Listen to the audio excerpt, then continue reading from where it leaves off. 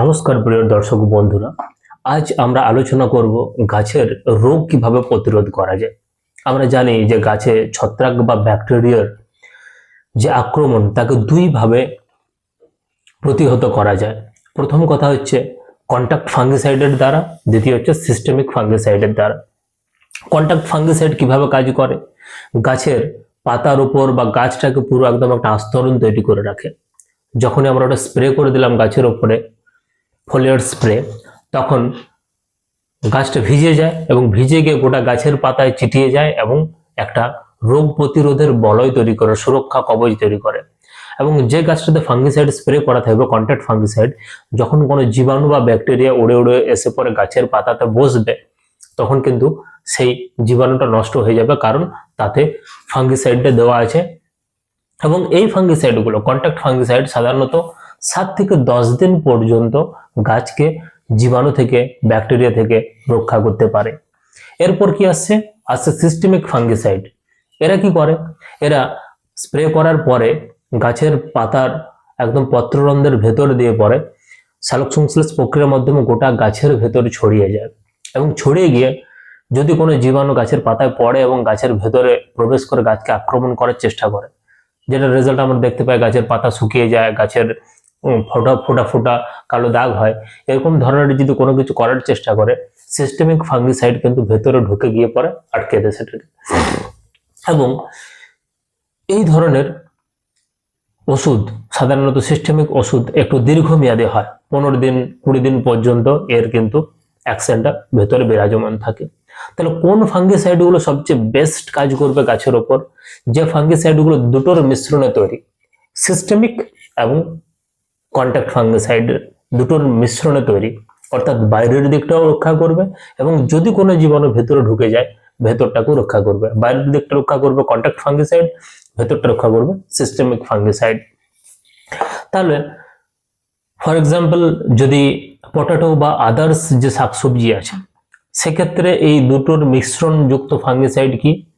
সেটা হচ্ছে metalaxyl mancozeb, metalaxyl systemic, mancozeb contact, cymoxanil mancozeb, cymoxanil systemic, mancozeb contact, dimethomorph plus mancozeb, dimethomorph systemic, mancozeb contact, অর্থাৎ এইগুলোর মিশ্রণে তৈরি করা। ধানের ক্ষেত্রে আমরা কি দেখব? ধানের ক্ষেত্রে কন্ট্যাক্ট ফাঙ্গিসাইড কি? অ্যাজোক্সিস্ট্রোবিন।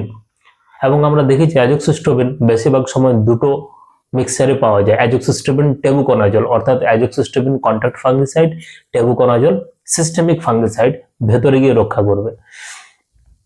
অ্যাজোক্সিস্ট্রোবিন ডাইফেনোকোনাজল, অর্থাৎ ডাইফেনোকোনাজল বা টেবুকোনাজল, এগুলো ড্রাইজল গোত্রের ওষুধ এবং এগুলো খুব ভালো কাজ করে ছত্রাকের আক্রমণকে প্রতিরোধ করতে। অর্থাৎ ডাইফেনোকোনাজল তুলনামূলক দ্রুত কাজ করে, টেবুকোনাজল একটু স্লো, ধীরে ধীরে কাজ করে। দুটোর কাজই কিন্তু সেম, একটার গতিবেগটা একটু বেশি, একটার গতিবেগটা একটু কম। তাহলে আমরা মার্কেটে প্রায় সহজে পেয়ে যাব অ্যাজোক্সিস্ট্রোবিন টেবুকোনাজল এবং অ্যাজোক্সিস্ট্রোবিন ডাইফেনোকোনাজল। অ্যাজোক্সিস্ট্রোবিন ডাইফেনোকোনাজলটা আমরা এমস্টার টপ হিসেবে এই নামও পরিচিত আমরা, এবং বিভিন্ন আদার্স কোম্পানি আছে, যে কোনো বড় কোম্পানির এই টেকনিক্যাল আপনারা অনায়াসে মার্কেটে কিনতে পেয়ে যাবেন। আজ আমি আপনাদের সঙ্গে আলোচনা করব এই ওষুধটা নিয়ে পরে। এটা কি? এটা হচ্ছে প্লেন টেবুকোনাজল। টেবুকোনাজল 38.39%, অর্থাৎ এটার মধ্যে কিন্তু অ্যাজোক্সিস্ট্রোবিন মেশানো নেই, এটা হচ্ছে সিম্পল প্লেন টেবুকোনাজল। এতে কি হয়? খরচটা একটু কমে। যখন আমরা অ্যাজোক্সিস্ট্রোবিন টেবুকোনাজল ইউজ করবো বা ডাইফেনোকোনাজল ইউজ করবো, তখন খরচটা কমে। অ্যাজোক্সিস্ট্রোবিন ডাইফেনোকোনাজল বর্তমানে দিন দিন যত যাচ্ছে দাম তত কম হচ্ছে। আগে এগুলোর অনেক দাম ছিল, এখন 1600-1700 এরকম দাম পড়ে। অ্যাজোক্সিস্ট্রোবিন ডাইফেনোকোনাজল 1600 টাকা 1700 টাকা লিটারের মধ্যে চলে আসে।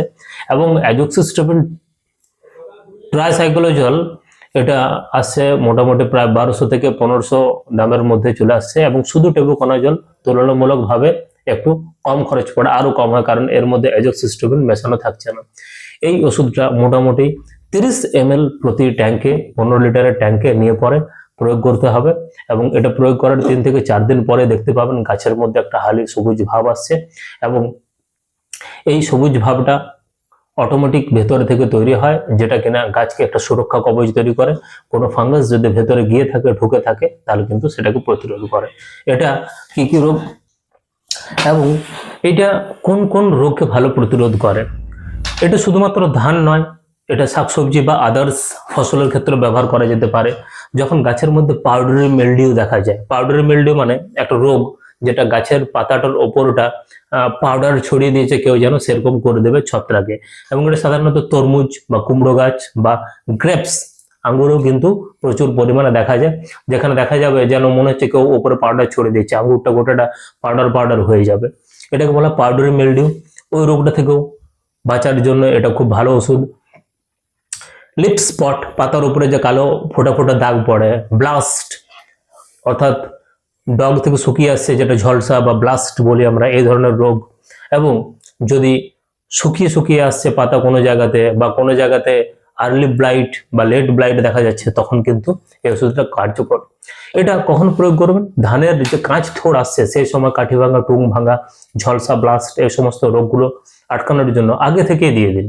কখন রোগ লাগবে তার অপেক্ষায় বসে থাকবেন না, আগে থেকে দিয়ে দিন। রোগ প্রতিহত করবে এবং গাছটা শেষ পর্যন্ত আপনার একরকম সবুজ এবং তরতাজা থাকবে। এই ওষুধটা একবার দিলে কাজ হয়ে যায়, 30 ml করে আগে থেকে একবার দিয়ে দিন। এবং যদি কারো লেগে গিয়ে থাকে, পাতা শুকিয়ে গেছে, অলমোস্ট নেমে নেমে আসছে, সেক্ষেত্রে যদি আপনি দ্রুত কাজ চান, যদি পুটকি পুটকি দাগ হয়ে রাস্ট মরচে পড়ার মতো দাগ আসে, সেই রোগটা যদি আসে, অলরেডি লেগে গেছে, সেক্ষেত্রে আপনারা এর থেকে একটু উন্নত গোত্রে যাবেন, অ্যাজোক্সিস্ট্রিবিন ডাইফেনোকোনাজল নেবেন। তাতে কি হবে? তুরন্ত রেজাল্ট দেখতে পাবেন, সঙ্গে সঙ্গে একদম ছায়া ছবির মতো রোগকে থামিয়ে দেবে।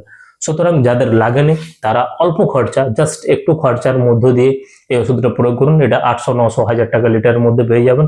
1 লিটার নিলে আপনার বহু বহু জায়গা কভার করা যাবে।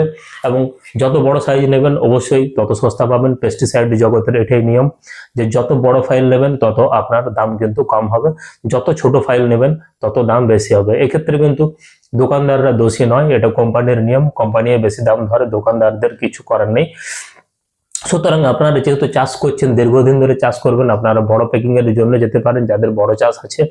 কারণ ওষুধ তো ফেলানো যায় না, একটাতে কাজে না লাগলে পরের ফসলে কাজে লাগে। কম বেশি সবকিছুই মোটামুটি আমাদের কাজে লেগে যায়, যেগুলো আমাদের বেড়ে থাকে।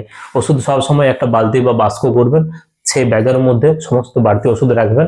এবং যদি আপনি বুঝতে না পারেন যে কোনো পরবর্তী ফসল ওষুধ দেওয়ার আগে গিয়ে পড়ে দোকানে গিয়ে কনসাল্ট করুন যে দাদা কোন কোন ওষুধগুলো কি কি পারপাস ইউজ করা যাবে। যদি না জানেন ভুল করবেন না। অনেক সময় অনেক ব্যক্তি কি করে থাকে, ভুল করে 2,4-D স্প্রে করে দেয় সবজিতে, বা জঙ্গল সাপ স্প্রে করে দিলে ধানে, তাতে কিন্তু ক্ষতিগ্রস্ত হবেন। যদি আপনি জানেন, অবশ্যই নিশ্চিতভাবে যদি জানেন তাহলে প্রয়োগ করুন। বা যদি আপনার আইডিয়া না থাকে, আপনি গিয়ে পরে নিকটবর্তী দোকানে গিয়ে আপনি যে দোকানের সঙ্গে কাজ করেন তাকে জিজ্ঞাসা করুন যে এই ওষুধটা কোন পারপাসে ব্যবহার করা যেতে পারে, এবং তার কথা অনুযায়ী আপনি প্রয়োগ করুন, নষ্ট যাতে না হয় ওষুধ অবশ্যই। ধন্যবাদ এই ধরনের ভিডিও পাওয়ার জন্য। আপনারা চ্যানেলটা ফলো করুন। আমি চেষ্টা করব আপনাদেরকে বিভিন্ন সমস্যা থেকে কিভাবে শান্তিতে আপনারা থাকতে পারবেন চাষের সময়, এবং আপনারা যেটুকু নলেজ গেইন করছেন সেটুকু ছড়িয়ে দিন আপনার বন্ধু বান্ধব সবার মধ্যে, যাতে তারাও এই ধরনের সমস্যার সম্মুখীন না হয়। আশা করছি আপনারা যদি এই চ্যানেলের ভিডিওগুলো সম্পূর্ণভাবে দেখেন, আপনাদেরকে ভবিষ্যতে রোগ নির্ণয় এবং রোগের প্রতিকারের জন্য কারো কাছে ছুটে যেতে হবে না। আপনারা নিজেরাই নিজেদের ট্রিটমেন্ট করতে পারবেন অনায়াসে বাড়িতে বসেই। শুধু আপনাদের জাস্ট ওষুধের নামগুলো জেনে নিতে হবে এবং মার্কেট থেকে সেটা নিয়ে নিতে হবে। এবং আপনাদের একটা উপকারে লাগবে, সেটা হচ্ছে আপনারা একটা অ্যাপ্রক্সিমেট আইডিয়াও পাবেন দাম দর সম্পর্কে, অর্থাৎ আপনারা রিজনেবল প্রাইসে মার্কেট থেকে প্রোডাক্টটা কিনেও নিতে পারবেন। ধন্যবাদ।